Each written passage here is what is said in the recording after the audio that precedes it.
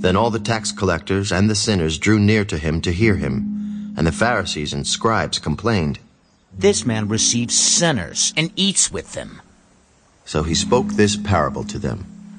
What man of you, having 100 sheep, if he loses one of them, does not leave the 99 in the wilderness, and go after the one which is lost, until he finds it? And when he has found it, he lays it on his shoulders, rejoicing. And when he comes home, he calls together his friends and neighbors, saying to them, "Rejoice with me, for I have found my sheep which was lost." I say to you that likewise there will be more joy in heaven over one sinner who repents than over 99 just persons who need no repentance. Or what woman, having 10 silver coins, if she loses one coin, does not light a lamp, sweep the house, and search carefully until she finds it? And when she has found it, she calls her friends and neighbors together, saying, "Rejoice with me, for I have found the piece which I lost." Likewise, I say to you, there is joy in the presence of the angels of God over one sinner who repents.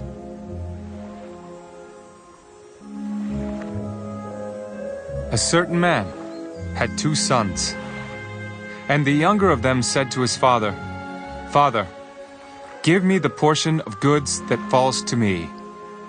So he divided to them his livelihood. And not many days after, the younger son gathered all together, journeyed to a far country, and there wasted his possessions with prodigal living. But when he had spent all, there arose a severe famine in that land, and he began to be in want. Then he went and joined himself to a citizen of that country, and he sent him into his fields to feed swine. And he would gladly have filled his stomach with the pods that the swine ate, and no one gave him anything.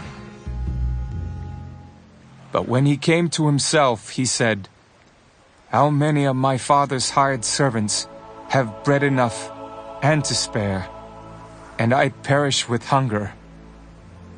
I will arise and go to my father, and will say to him, 'Father, I have sinned against heaven and before you, and I am no longer worthy to be called your son.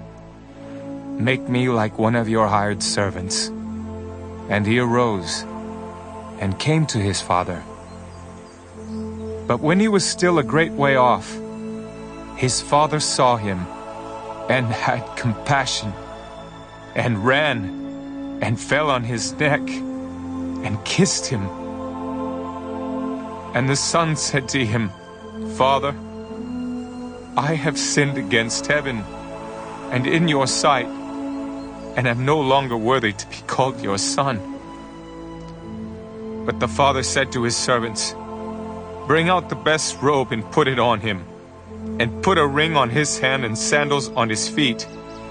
And bring the fatted calf here and kill it, and let us eat and be merry. For this my son was dead, and is alive again. He was lost, and is found.' And they began to be merry. Now, his older son was in the field. And as he came and drew near to the house, he heard music and dancing. So he called one of the servants and asked what these things meant. And he said to him, 'Your brother has come, and because he has received him safe and sound, your father has killed the fatted calf.' But he was angry and would not go in. Therefore, his father came out and pleaded with him. So he answered and said to his father, 'Lo, these many years I have been serving you. I never transgressed your commandment at any time. And yet you never gave me a young goat that I might make merry with my friends. But as soon as this son of yours came, who has devoured your livelihood with harlots, you killed the fatted calf for him.'